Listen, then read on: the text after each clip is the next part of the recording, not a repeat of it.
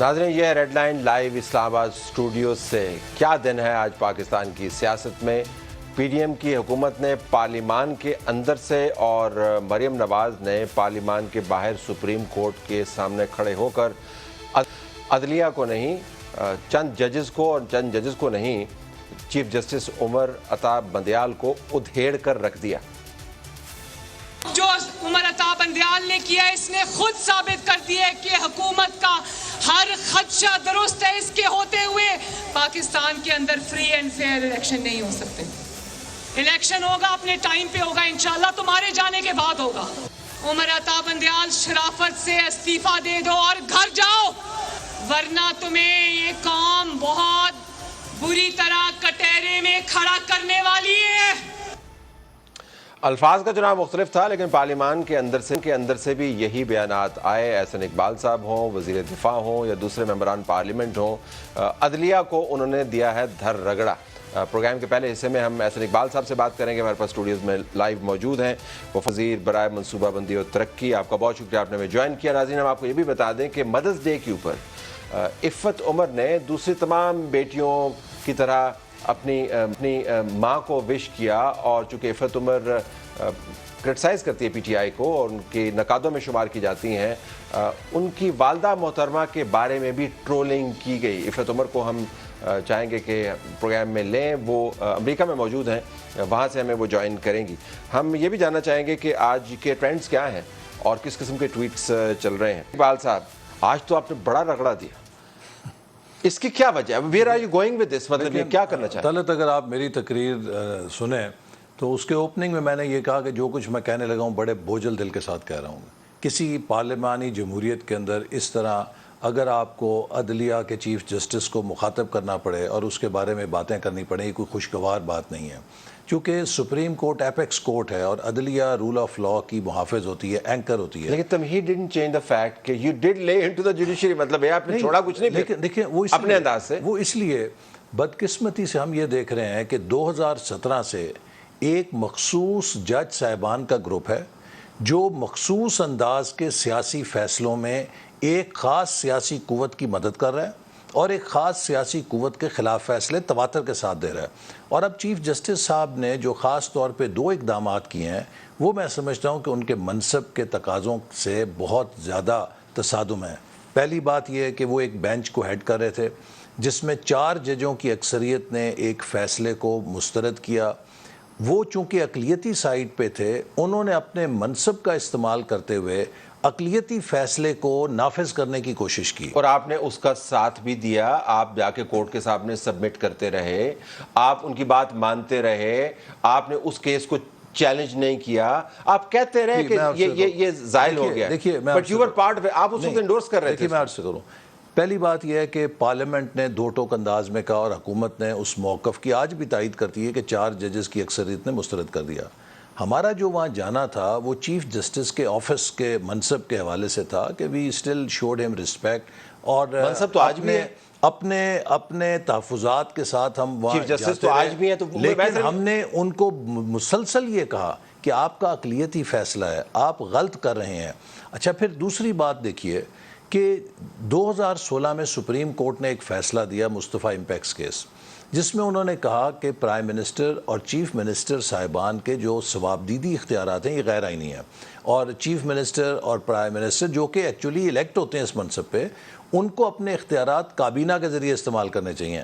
اب آپ یہ دیکھیے کہ سپریم کورٹ کے اس فیصلے کی روح سے اگر وزیر اعظم وزیر اعلیٰ کا ثوابدیدی اختیار حرام ہے تو چیف جسٹس کے لیے ثوابدیدی اختیار کیسے حلال ہے؟ آپ نے بل بنایا، تو ہم نے بل بنایا، اس میں ہم نے کیا کیا؟ ہم نے 2 چیزیں کی۔ پہلی چیز یہ کی، بٹ انہیں سسپینڈ کر دیا، انہیں سسپینڈ کر دیا۔ اب کیوں سسپینڈ کیا؟ چیف جسٹس کے ذاتی ثوابدیدی اختیارات پہ چونکہ زد پڑ رہی تھی، چیف جسٹس نے ہینڈ پکڈ بینچ بنایا، اس بینچ سے اسٹے آرڈر کر کے اپنے ثوابدیدی اختیارات کو پروٹیکٹ کیا۔ آپ اس تمام پروسیس کے ساتھ چلتے رہے نا؟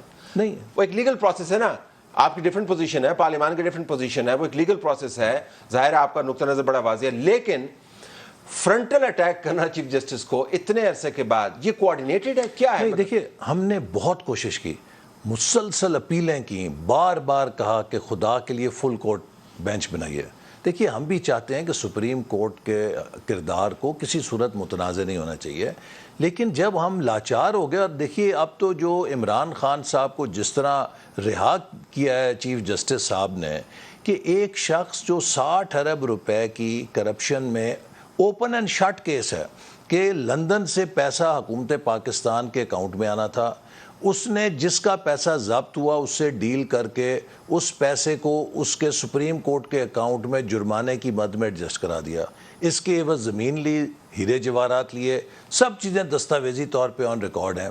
اب اگر وہ تفتیش میں نہیں آ رہا، نیب نے پکڑا ہے اور اس کو ریمانڈ پہ دیا ہوا ہے، پاکستان کی پہلی مثال ہے کہ ایک شخص جو فزیکل ریمانڈ پہ ہے اس کو رہا کر دیا گیا۔ اس کا لیکن طریقہ کار پھر کیا آپ ہے؟ دیکھیے نہیں آپ دباؤ ڈال کے دوسری بڑی اہم بات، ایک لیگل پروسیجر کو جو جس کے اندر بہت سارے جھول ہیں، آپ اس کو کس طرح ریکٹیفائی دیکھیے کریں؟ دوسری اس سے اہم بات یہ کہ ایک شخص جس نے اپنی گرفتاری پر اپنی جماعت کے رد عمل کو مسلسل کئی ہفتوں پلان کیا، اور جو ہی گرفتار ہوتا ہے اس کے پارٹی کے ایک لیڈر بیان جاری کرتے ہیں کہ ہر بندہ اپنے ٹارگٹ پہ، نشانے پہ اور اپنی ڈیوٹی پہ جا کے پڑ جائے، اور اس کے بعد بدترین دہشت گردی پاکستان میں ہوتی ہے۔ وہ کام ہوا ہے کہ جو آج تک شاید داعش یا طالبان سپریم کورٹ کے وہ چیف بھی نہیں جسٹس کر کہاں سے آگے سکے۔ بیچ میں اب ایک لیڈر کے جس کے پیروکار جنا ہاؤس کو جلا چکے، ایم عالم کا جہاز جلا چکے، شہداء کی یادگاریں جلا چکے، آپ اس کو عدالت میں I am so pleased to see you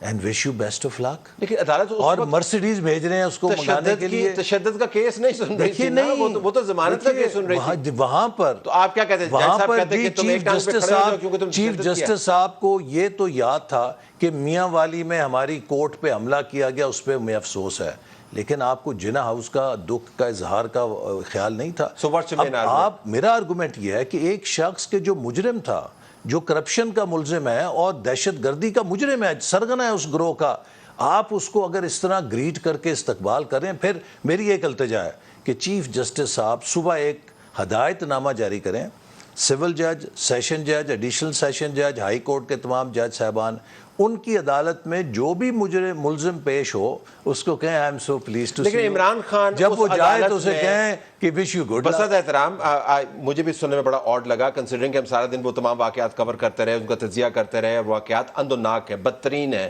75 سالہ تاریخ میں ایسے نہیں ہوا۔ آپ کا اگر لیگل ایشو کے ساتھ مسئلہ ہے تو آپ جا کے جی ایچ کیو پہ حملہ نہیں کر دیتے، آگ نہیں لگاتے، وی انڈرسٹینڈ دیٹ، لیکن بسط احترام چیف جسٹس اس وقت وہ کیس نہیں سن رہے تھے، اور جب اطہر من اللہ صاحب نے کہا کہ کوئی لیڈر جو ہے مبرہ نہیں ہو سکتا اپنی پارٹی ورکرز کے تشدد کے معاملے سے، تو ان کو کہا گیا کہ ہم یہ کیس نہیں سن رہے ہیں، بٹ نہیں، ان کو چپ کرا دیا گیا یہ کہہ کے، حالانکہ وہ جو کیس سن رہے تھے، آپ دیکھیے کہ ہمارے جج صاحبان جب کیس سنتے ہیں تو موسم سے لے کے تو کس چیز کے اوپر تبصرہ نہیں کرتے، وہ ہر چیز پہ اعتراض کرتے ہیں نا۔ نہیں، لیکن اعتراض ہم سب کرتے ہیں، سب کرتے ہیں کہ ایک چیز ہے، یہ ایک ایسی چیز ہے کہ جس میں جو شخص ان کے سامنے پیش ہے اس سے یہ سارا وائلنس براہ راست جڑا ہوا تھا۔ آج اگر چیف جسٹس صاحب یہ کہہ رہے ہیں، جو الیکشن کمیشن کا کیس ہے کہ آپ سب جی اس میں دیکھیں، مل جل کے کریں، ان کے بندوں کو چھوڑیں، وہ کیس الیکشن کمیشن کا تھا، چیف جسٹس صاحب کا سیاسی پنچایت کا فیصلہ تو نہیں تھا نا۔ ٹھیک، آپ مجھے بتائیں نا کہ کیا چیف جسٹس کا یہ کہنا بنتا تھا کہ سیاسی جماعتیں مذاکرات کریں؟ وہ مذاکرات کا کیس تو نہیں تھا، وہ کیس تو تھا الیکشن کمیشن کی ریویو پٹیشن۔ نہیں، وہ کیس اس لیے اگر میرا مقصد یہ ہے کہ اگر چیف جسٹس صاحب جہاں ان کا دل چاہتا ہے وہ تبصرہ کرتے ہیں، حالات حاضرہ پہ تبصرہ کرتے ہیں، جہاں ملک کے اندر اتنا بڑا سانحہ ہوا تھا، انہوں نے آنکھوں پہ پٹی باندھی اور اس مجرم کو جو سرغنہ تھا اس گروہ کا جس نے وہ بدترین دہشت گردی کی، اس کو گریٹ کیا۔ I am so happy to see you. آپ مجھے بتائیے، جب چیف جسٹس ایک ملزم کو یہ الفاظ کہے گا، اس کے بعد ہائی کورٹ کا جج، سیشن کورٹ کا جج، سول کورٹ کا جج، وہ کیا میننگ لے گا؟ آپ کا کیا خیال ہے کہ اس کے بعد عمران خان کو جو سہولیات مہیا ہوئیں، آج ان کی بیگم اور ان کی پیشی ہوئی تھی، اس کے اندر ان کو ضمانت ایکسٹینشن ہو گئی، عمران خان کو یہاں سے تمام کیسز کے اندر ضمانت مل گئی، 2 اور کیسز کے اندر ان کی چھوٹ ہو گئی، ٹیرین وائٹ سمیت کیس جو تھا، آپ کا کیا خیال ہے یہ جڑا ہوا ہے سارا کچھ؟ میں سمجھتا ہوں کہ کر رہی ہے چیف جسٹس صاحب ڈائریکٹ کر رہے ہیں؟ بالواسطہ ان سب چیزوں کا تعلق ہوتا ہے۔ جب آپ ٹاپ آف لائن سے چیف جسٹس صاحب کا ایک رویہ دیکھتے ہیں تو نیچے کا جج کہتا ہے میں برا کیوں بنوں، میں اس کی ضمانت منسوخ کروں گا, چیف جسٹس اس کو ضمانت دے دے گا, وہ اچھا بن جائے گا, میں برا بنوں گا. تو جب اس کو چیف جسٹس کی نوازشات اس کے اوپر ہیں, اس کی چھتری اس کے اوپر ہے, تو مجھے برا بننے کی کیوں ضرورت ہے؟ Okay, let me play a sound ہے مریم نواز کی, یہ ساؤنڈ پلے کریں جی, جس میں وہ کہہ رہی ہیں کہ انار کی لپیٹ میں جو پاکستان آیا ہے وہ زمان پارک سے کم اور عمر عطیہ بندیال کی کرسی زیادہ جنم لیا ہوا. یہ پلے کریں جی ذرا. آج ملک جس انتشار کی لپیٹ میں آیا ہوا ہے وہ زمان پاک سے کم اور عمر عطا بندیال کی کرسی سے زیادہ جنم لیا ہے.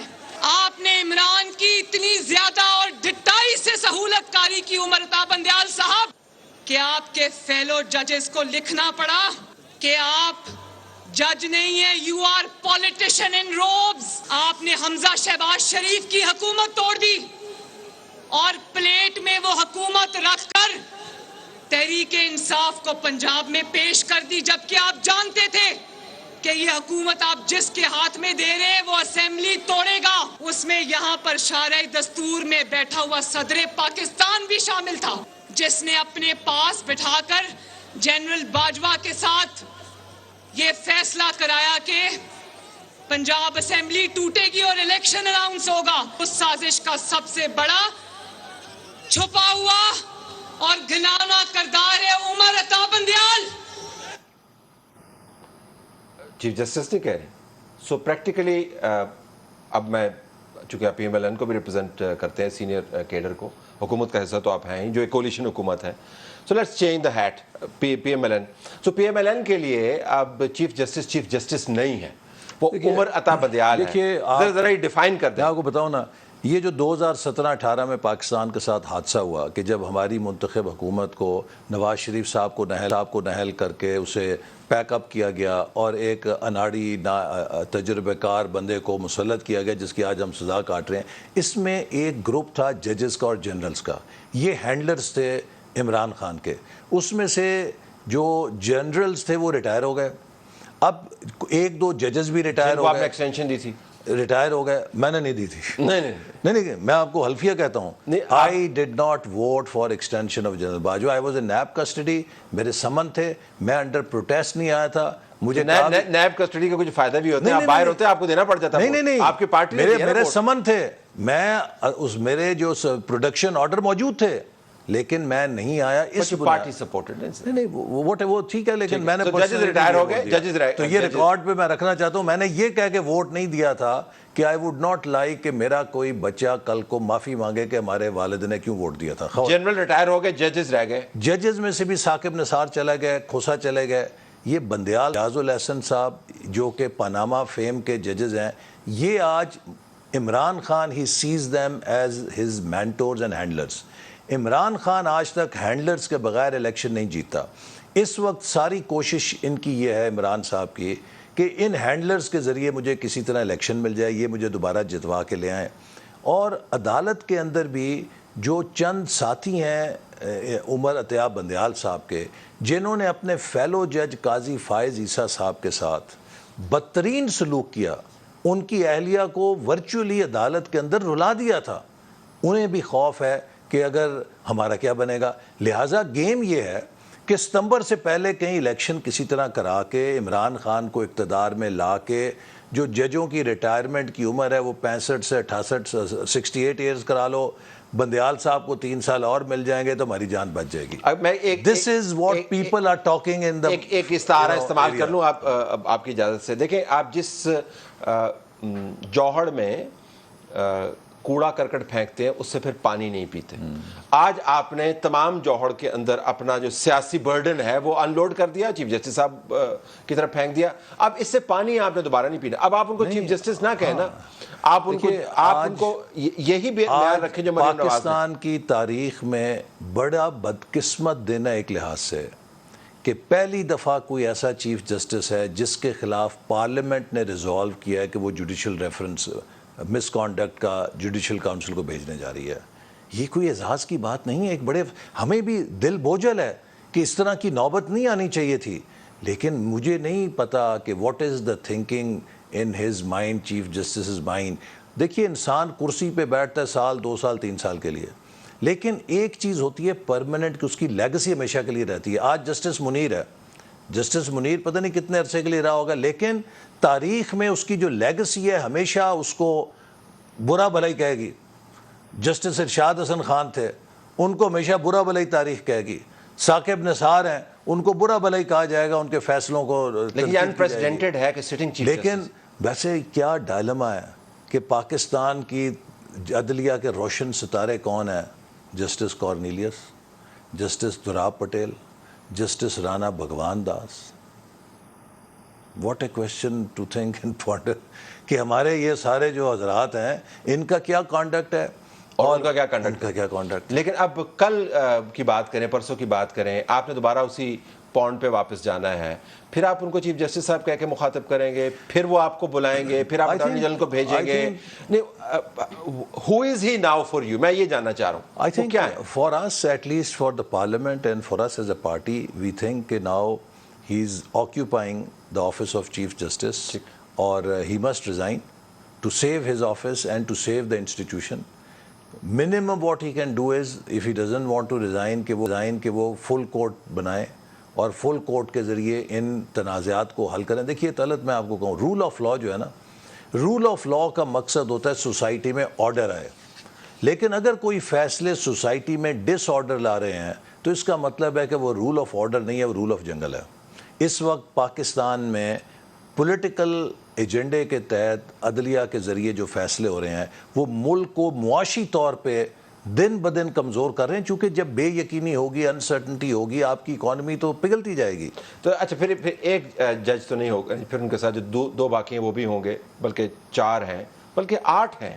8 کا آخری بینچ انہوں نے بنایا تھا نا، جنہوں نے دیکھیے ان بہت سارے آرڈرز کو نلیفائی کیا. ہمیں آپ کو پتہ ہے، آپ کی کولیگ ہیں ریما عمر صاحبہ، انہوں نے ایک پوری لسٹ پڑھی کہ 2017 سے جتنے بینچز بنے ہیں جنہوں نے متنازع فیصلے کیے ہیں، ان میں 3 سے 4 ججز ہیں جو ہر بینچ کا حصہ ہیں. انہی کا کمبینیشن بنتا ہے، لیکن ہوتا وہی ہے. انہی کا کمبینیشن ہوتا ہے، وہی ڈائریکٹ کر رہے ہیں ایک خاص سیاسی انداز میں جوڈیشری کے فیصلوں کو. It's 4th. جی اٹس 3 4 اینڈ آئی تھنک چاروں کے ریزگنیشن مانگنے کی نہیں، ان سب کے اوپر جو ہے ان کے کانڈکٹ کے اوپر بات ہونی چاہیے. چند ایک کے اوپر تو سپریم جوڈیشل کاؤنسل میں جسٹس مظاہر نقوی کا تو ریفرنس گیا ہوا ہے نا، کیوں نہیں اس کی سماعت ہو رہی؟ بلکہ آپ یہ دیکھیے کہ اتنا بڑا ان کے خلاف ثبوت کے ساتھ ریفرنس ہے، and chief justice takes pride کہ میں انہیں اپنے ساتھ بٹھا کے کیس سنوں گا. کبھی ہوتا ہے اس طرح کہ آپ اپنے ذاتی مفادات کو پروٹیکٹ کرنے کے لیے اپنے بینچ بنائیں، ان کے اوپر سٹے آرڈر دیں؟ اچھا، اگر یہ کام جو آج چیف جسٹس کر رہے ہیں نا، پاکستان کا کوئی فیڈرل سیکرٹری کر رہا ہوتا، میں آپ کو بتاتا کہ 24 گھنٹے سے پہلے چیف جسٹس صاحب نے اس فیڈرل سیکرٹری کو ملازمت سے برخاست کر کے پتہ نہیں کہاں پھینک دینا تھا. اپنے اوپر وہ قانون نہیں لگتا. تو 4 ججز جو ہیں ان کو فارغ کرنے کی ضرورت ہے. چیف جسٹس صاحب جو ہیں وہ اس وقت فوکس میں ہیں. میں صرف انویزج کر رہا ہوں کہ اس کے بعد پاکستان کے ریاستی امور کی کیفیت کیا ہوگی، کیونکہ آپ گورنرز کے ساتھ بہت ڈیل کرتے ہیں، اتنے عرصے سے ڈیل کر رہے ہیں. تو آپ چیف جسٹس ان کے ساتھ 4 جج صاحبان ہیں جن کو ہمیشہ بینچ کی صورت میں اپنے ساتھ رکھتے ہیں، وہ مقدمات بھی سن رہے ہیں. انہوں نے یہ بھی فیصلہ کرنا ہے کہ 14 دیکھیے، we are in deep trouble.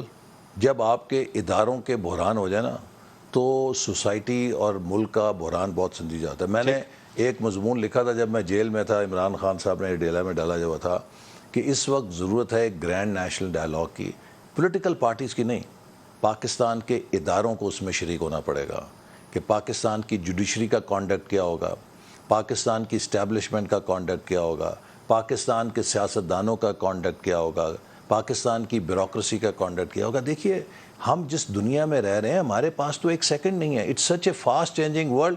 Artificial intelligence دنیا میں آ گئی ہے، وہ دنیا کو الٹ پلٹ کر رہی ہے. ہم کن جھگڑوں میں پھنسے ہوئے ہیں؟ آپ کو پتا ہے میں ہاؤسنگ سوسائٹیز کے ایڈ سے بڑا متاثر ہوتا ہوں، کیونکہ آپ کے سامنے ایک ایسی رومانوی دنیا پیدا کرتے ہیں جو ایگزسٹ نہیں کرتی ہوتی. آپ کی اس بات نے ایک وہی کیفیت طاری کر دی ہے، ڈائلاگ ہوگا، لوگ بیٹھے ہوں گے. نہیں، آپ جو ہیں، آپ سے مراد یہ کہ پولیٹیشنز حکومت کے اندر وہ چیف جسٹس کو گھناؤنا ترین کردار کے طور پر پیش کر رہے ہیں. جو ایک اپوزیشن ہے وہ فوج کے خلاف ایک کیمپین چلا رہی ہے، فوج بتا رہی ہے کہ ان کے خلاف ایک آرگنائزڈ آرسن ہوا ہے. چیف جسٹس صاحب جو ہیں وہ آپ کے بارے میں کیا سوچتے ہیں اور عمران خان کے بارے میں کیا سوچتے ہیں وہ بھی آپ کے سامنے ہے. یہ ڈائلاگ ہونا کتنے ہے احسن اقبال صاحب؟ دیکھیے، کس جگہ پہ بیٹھ کے کرنا؟ آپ نے خواب کی ہاؤسنگ سوسائٹی کدھر بنے؟ میرا تو پیشہ ہی خواب دیکھنا ہے، کبھی ویژن 2010، کبھی ویژن 2025. کسی دن تو خواب سچا ہو جائے گا نا. اگر خواب نہ ہو تو آپ کا جو سفر ہے وہ بڑا بے مقصد پہلے سے عذاب کی بات کر لیں جو پھنسایا ہوا ہے، لیکن میں سمجھتا ہوں کہ عذاب پہ آ جائیں واپس. Where who would set up this table? کہاں پہ بیٹھیں گے آپ؟ میرا یہ خیال ہے کہ سینٹ از اے فلور، ایک سینٹ کا فورم ہے کہ جس کے تحت chairman senate should take lead, کہ وہاں پر فیڈریشن کا ہاؤس ہے، وہاں پہ پی ٹی آئی بھی موجود ہے، کہ سب لوگ بیٹھ کے ایک گرینڈ ڈائلاگ کر سکتے ہیں. That is one possibility. لیکن اس وقت تو جو فضا ہے وہ اتنی ویشیس ہو گئی ہے. دیکھیے جو میں آپ کو بتاؤں کہ جو تازہ 9 مئی کے حالات ہیں، انہوں نے پاکستان کی سیکیورٹی پہ براہ راست حملہ کیا. اور اس وقت جو ہائبرڈ وار ہوتی ہے نا، اس میں توپ نہیں چلاتا دشمن، وہ آپ کی سوسائٹی میں ڈسکارڈ پیدا کرتا ہے، ایک ایک کر کے اداروں کو پولرائز کر کے فریگمنٹ کر کے غیر مؤثر کرتا ہے، عوام اور اداروں کے درمیان اعتماد کو نفسیات تباہ کرتا ہے. اور اب جو فوج کے اوپر جس طرح انہوں نے حملہ کیا، اور دیکھیے جو سب سے خطرناک بات ہے، پی ٹی آئی پچھلے چند ہفتوں مہینوں سے مسلسل ایک ادارہ جو ہمارا ڈسپلن میں اور ایک ہے اس کے اندر ڈائسنشن لانے، جس کی آج آئی ایس پی آر نے بھی ذکر کیا، تفصیل کے ساتھ مسلسل تقسیم پیدا کرنے کی ایک بیہودہ اور فضول کیمپین کر رہی ہے. اور اگر خدا نہ خواستہ آپ دیکھیے سوڈان میں آج کیا ہو رہا ہے، سوڈان کی اینٹ سے اینٹ کیسے بج رہی ہے کہ اگلوں نے ان کی فوج کو تقسیم کر دیا، اب فوج آپس میں لڑ رہی ہے. تحفظ کرنے والے ادارے جب آپ توڑ پھوڑ کا شکار کر دیتے ہیں تو پھر ذرا ریاستیں بکھر جاتی ہیں، وہ پولیس ہو وہ آرمی ہو. لیکن ابھی آئی ایس پی آر کی پریس ریلیز کے اندر بہت ساری چیزیں ہیں، لیکن مجھے جو آپ سے بات کرنی ہے وہ میں کنسنسس کے حوالے سے بات کروں گا. آپ نے بھی ڈائل کیا، اس کے الفاظ بڑے دلچسپ ہیں، وہ میں بریک کے بعد جب آؤں گا تو آپ کے سامنے رکھوں گا. ذرا 6 منٹ اس کے اوپر بھی کر دیں کہ کنسنسس بنانا کیسے ہے اور اس کی شکل کیا ہوگی. Stay tuned. ناظرین، فوج کی طرف سے ایک واضح بیان، جو واقعات ہوئے تشدد کے، آرسن کے، جلاؤ گھیراؤ تباہی کرنے کے، اس کے اوپر بیان جو سامنے آیا ہے اس کے اندر بتا دیا گیا ہے کہ لوگوں کی شناخت ہو گئی ہے، اس کام کو کرنے والوں کا پتہ ہے، ان کے خلاف کارروائی ہوگی. اور یہ جو آرگومنٹ کیا جا رہا ہے کہ یہ کوئی بہت بڑا پلان ہے، یہ فیوٹائل ایفرٹ ہے، اس کا کوئی فائدہ نہیں ہوگا. حقائق بہت تلخ ہے اور irrefutable ایویڈنس ہے، یعنی ناقابل تردید شواہد موجود ہیں جس کی بنیاد پر ہی کیا جائے گا. لیکن اسی پریس ریلیز میں احسن اقبال صاحب ایک بڑا دلچسپ پیرا ہے جو میں آپ کی طرف لے کے آؤں. فورم نے جاری سیاسی عدم استحکام کو، ایک مطلب عدم استحکام ہے، وہ ہم اس کے اوپر ایگری کرتے ہیں، ترجیحی بنیادوں پر حل کرنے کے لیے تمام سٹیک ہولڈرز کے درمیان قومی اتفاق رائے کی ضرورت پر زور دیا تاکہ عوام کا اعتماد بحال کیا جا سکے، اقتصادی سرگرمیوں کی بحالی ہو اور جمہوری عمل کو تقویت ملے. جمہوری عمل جو ہے وہ ناقص ہے، اقتصادی سرگرمیاں بحال نہیں ہیں، عوام کا اعتماد نہیں ہے، سٹیک ہولڈرز کو پیغام ہے انکلوڈنگ یو. تو آپ کی حکومت پھر کہاں پہ کھڑی ہے کہ سارے کام ہو نہیں رہے تھے؟ نہیں، دیکھیے وہ اس وجہ سے کہ یہ سب جو ڈسرپٹیو ایلیمنٹ ہے، اس نے تو اب اپنا ماسٹر سٹروک کھیل لیا نا 9 مئی کو. تو ایک تو یہ ہے کہ I think this is naan negotiable, کہ جو کچھ 9 مئی کو ہوا اگر آپ اس کو انڈر دا کارپیٹ رکھیں گے تو پھر آپ کو یہ لوگ، ابھی ہمارے جو کلیگ ہیں کے پی سے اور بلوچستان سے، وہ کہتے ہیں جی ہم تو پولیس کی چوکی کو ہمارا کوئی بندہ تھوڑا ہاتھ لگا دے تو وہ اس کو پتہ نہیں ہوتا کیا ہوگا میرا. تو یہاں تو کور کمانڈر کا گھر جل گیا، یہاں پہ تمام سٹیک ہولڈرز کی بات سو لہٰذا ایک تو 9 مئی کو تو اب ہمیں سارٹ آؤٹ اس لیے کرنا پڑے گا کہ اسے ایک نشان عبرت بنائے، کوئی یہ ریڈ لائن کراس نہ کرے. جس سے مراد کیا ہے کہ عمران خان کیا وہ پلانر ہے آپ کے خیال میں؟ دیکھیں نا، جس وقت عمران خان صاحب گرفتار ہوئے، ان کے جو ایک ساتھی ہیں مراد سعید صاحب کی ویڈیو آڈیو چلی کہ ہر شخص جو اس کا ڈیوٹی ہے، جو اس کا ٹارگٹ ہے وہاں پہ پہنچ جائے. اس کے بعد آپ نے دیکھا کیا ہوا، ڈیوٹی کیا تھی اور ٹارگٹ کیا تھا. تو لہٰذا یہ ساری عمران خان کی سرپرستی میں کیمپین بنی تھی. اور آپ نے دیکھا زمان پارک جب ان کو سمن دینے گئے تو انہوں نے کیا کیا. اور یہ نہیں، ایک پورا ٹریک ریکارڈ ہے. دیکھیے آپ کو یاد ہوگا کہ ٹیلی ویژن اسٹیشن پہ کیسے حملہ ہوا، آپ کو یاد ہوگا پارلیمنٹ پہ کیسے حملہ ہوا، آپ کو یاد ہوگا کہ سول نافرمانی کس نے کی، تو عمران آپ کو یاد ہوگا کہ پاسپورٹ پاکستان کے کس نے جلائے. تو ایک تشدد کی سٹریک ہے، ایک وائلنس کی سٹریک ہے کہ جو مسلسل قدم بقدم بڑھتی اب وہ جی ایچ کیو پہ اور کور کمانڈر کے گھر پہ پہنچ گئی. پرائم ملزم ہوں گے اس تمام؟ دیکھیے میں سمجھتا ہوں کہ اس وقت جو یہ ساری گیم ہے اس کے پیچھے عمران خان کی پلاننگ ہے. تو آرمی ایکٹ کے تحت ان کے خلاف مقدمہ ہونا چاہیے. ان کے خلاف یقیناً اس سارے ایکشن کے جسے کہتے ہیں کہ سرپرست یا پلانر ہونے کا کارروائی ہونی چاہیے. میں سمجھتا ہوں کہ ہی از دا ون. کسی ایسے چھوٹے موٹے کو آپ پکڑ کے قربانی کا بکرا نہیں بنائیں گے. یہ ان کی سوچ ہے. یہ اگر آپ عمران خان کی دیکھیں, ان کی تقریریں دیکھ لیں, میں چھوڑوں گا نہیں, میں یوں نہیں کروں گا. وہ ایک بڑا ونڈکٹیو سیڈسٹ بندہ ہے. تو سٹیک ہولڈرز کون سے کن کی بات فوج کر رہی ہے؟ دیکھیے جو سٹیک ہولڈر عمران خان کو نکال دیں. میں نے ابھی آپ سے جو بات کی وہ بھی یہی بات کی نا کہ سارے سٹیک ہولڈرز کو بیٹھنا مائنس عمران. پولیٹیکل نہیں, پی ٹی آئی ایک سٹیک ہولڈر کے طور پہ آئے. Minus Imran. P T I is Imran نا جی. جو نہیں اس میں عمران کے علاوہ پی ٹی آئی کیا ہے؟ سب سے پہلے P T I has to renounce violence, P T I has to condemn violence, and P T I has to offer its stability. لیکن یہ پریس ریلیز یہ نہیں کہہ رہی, وہ پری کنڈیشن کی بات نہیں کر رہی, وہ کہہ رہے ترجیحی بنیاد فوری طور پہ کرنا ہے. اس پریس ریلیز کا جو پہلا پورا متن ہے, پیراگراف کے پیراگراف, وہ کیا کہہ رہے ہیں؟ وہ تو رائٹرز کی بات کر رہے ہیں کہ کیسے ڈیل کرنا ہے. تو میں یہی بات کر رہا ہوں. لیکن یہ بات صحیح ہے کہ تمام پولیٹیکل فورسز کو اس وقت کنسنسس کی کیا ضرورت ہے. دیکھیے جھگڑا کیا ہے, الیکشن کے اوپر ہے نا. الیکشن جو ہے وہ اپنے مقررہ مدت پہ خود پی ٹی آئی اتفاق کر چکی تھی کہ ایک دن ہونا چاہیے, کیونکہ اگر آپ پنجاب کا الیکشن پہلے کریں گے تو سندھ اور بلوچستان اور چھوٹے صوبے اس کو تسلیم نہیں کرتے. وہ کہتے ہیں کہ آپ پنجاب کا الیکشن تو کافی آگے ہو گیا ہے جی, قومی اسمبلی کا الیکشن ذرا پیچھے لے آئے, تو یہ اتفاق رائے اس کی بات ہو رہی ہے میرے خیال. جی کوئی ایک ایسا اتفاق رائے جس پر دو چیزوں پر, الیکشن اکٹھے اور جو بھی اس کی فیزیبل ڈیٹ ہے. تیسری اس سے زیادہ امپورٹنٹ بات ہے کہ الیکشن کے طریقہ کار پہ. دیکھیے پاکستان الیکشن کے بعد ایک نیا کرائسس افورڈ نہیں کر سکتا, تو ہم سب کو ایک کوڈ آف کانڈکٹ پہ اتفاق کرنا چاہیے. جو نتائج آئیں گے اس کو تسلیم کریں, تاکہ اب پاکستان کو اسٹیبلٹی کی ضرورت ہے, تاکہ جو اکنامک ریفارمز ہمیں کرنی ہے ہم ان کو کر سکیں, ملک کو دوبارہ ایک کس نے ماننا ہے اتنے زہر کے بعد 2-2.5-3 مہینے کے بعد انتخابات کے نتائج کو کس نے مانا ہے ڈار صاحب؟ دیکھیے اس کے لیے ہم جو ممکنہ کوشش کر سکتے ہیں. اس وقت میں آپ کو مثال دوں گا, ابھی کل ترکی کا الیکشن ہوا ہے. دیکھیے مثال ہمیں ملکوں سے سیکھنی چاہیے نا. کتنی پولرائزیشن تھی وہاں پر, یعنی کہ ہم سے کوئی کم نہیں تھی پولرائزیشن, لیکن انہوں نے بڑی خوبصورتی کے ساتھ ایک الیکشن کیا ہے, اس کو سب لوگوں نے تسلیم کیا ہے.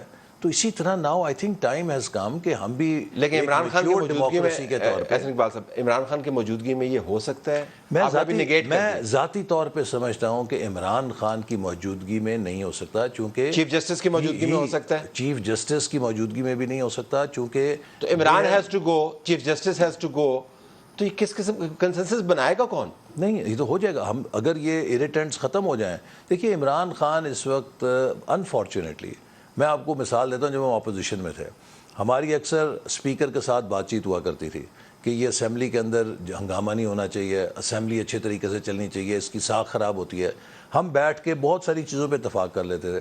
جب اپوزیشن سے اتفاق ہو جاتا تھا تو اسپیکر صاحب, پرویز خٹک صاحب اور ایک دو اور سمجھدار لوگ اب سر جوڑ کے بیٹھ جایا کرتے تھے کہ جی خان صاحب سے کون بات کرے گا. ٹھیک, چونکہ ان کی جو سوچ ہے, ان کی سوچ کو کیری آؤٹ کرتا تھا اسمبلی میں مراد سعید, جو کھڑے ہو کے گالی گلوچ کرتا تھا. تو لہٰذا دس از اے پرابلم کہ خان صاحب تو کہہ چکے ہیں کہ جی میں سب سے بات کر سکتا ہوں, ہندوستان سے بات کر سکتا ہوں, طالبان سے بات کر سکتا ہوں, ان سے نہیں کر سکتا.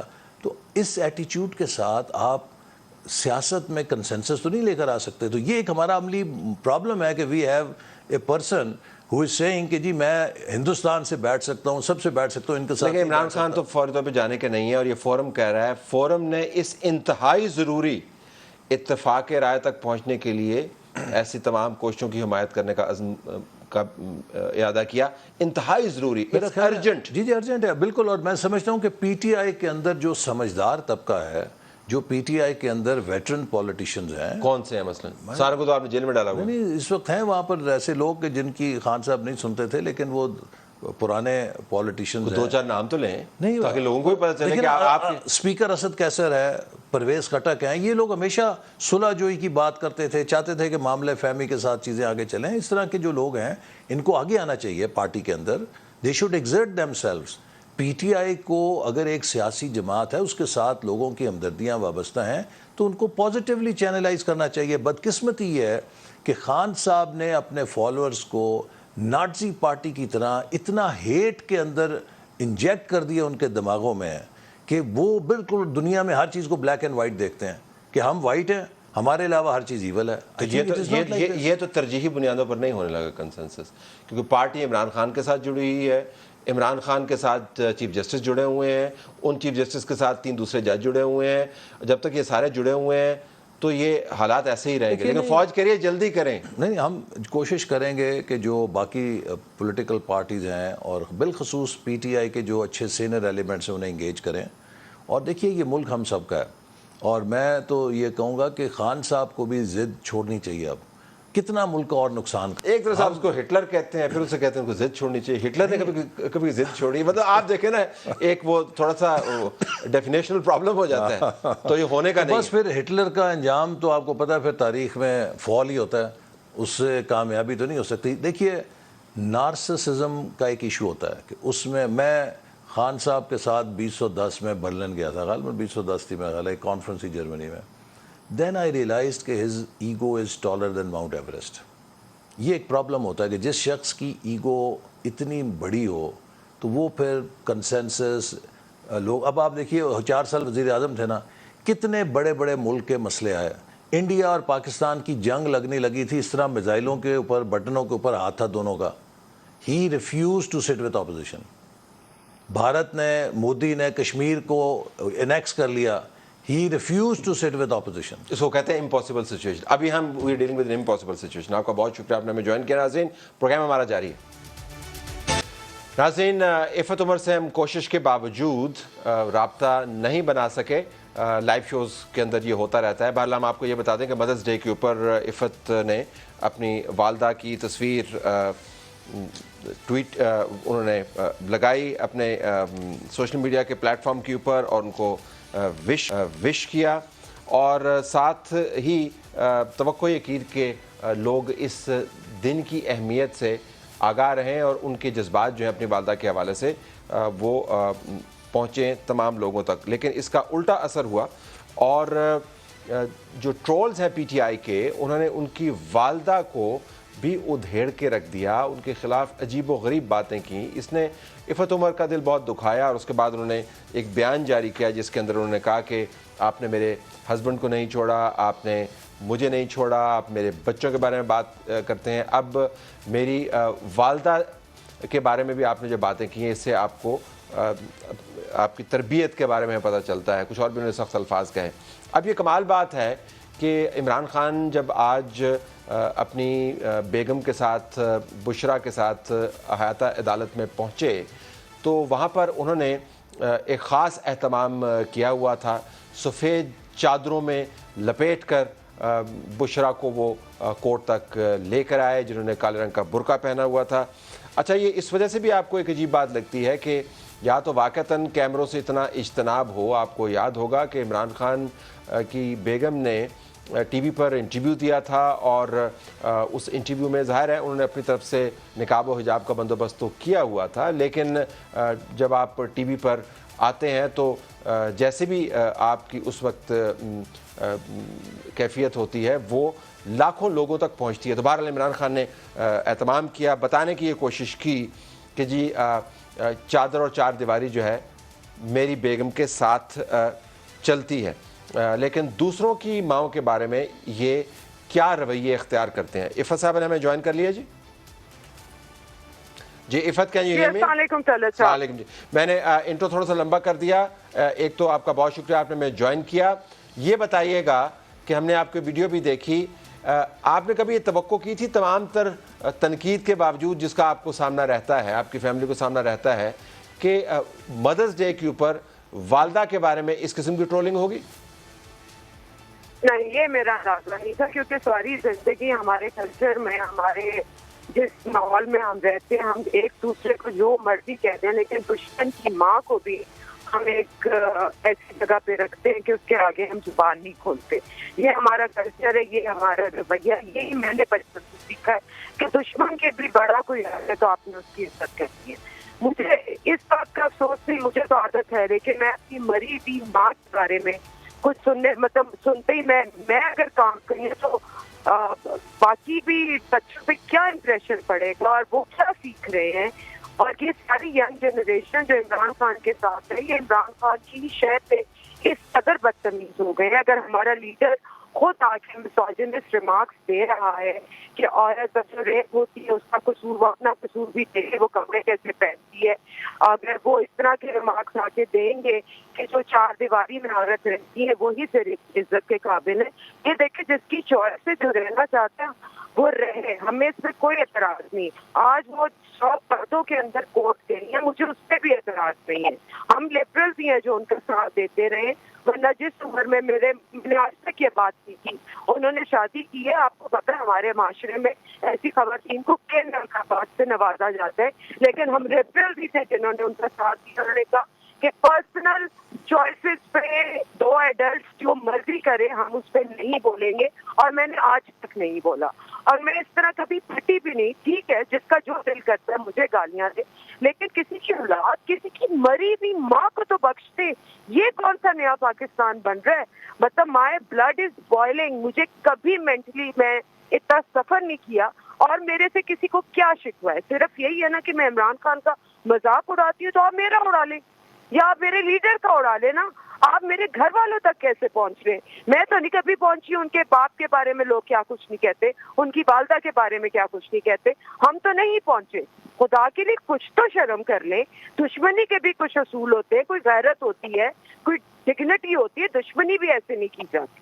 اچھا عفت, آئی کین انڈرسٹینڈ کہ آپ کے جذبات لیجٹمیٹلی کیوں بھڑکے ہوں گے, دل آپ کا کیوں دکھا ہوگا, باوجود اس تمام ٹرولنگ کے اور تنقید کے جو ہم دیکھتے ہیں کہ آپ کی ہوتی ہے, دوسرے نقادوں کی بھی ہوتی ہے, لیکن آپ کی طرف تو خاص توجہ دی جاتی ہے. ایک مجھے تو اتنی توجہ دی جا رہی ہے کہ جیسے اگلا الیکشن میں نے لڑنا ہے. مجھے تو عمران خان کے مقابلے میں لا کے کھڑا کرتی ہے.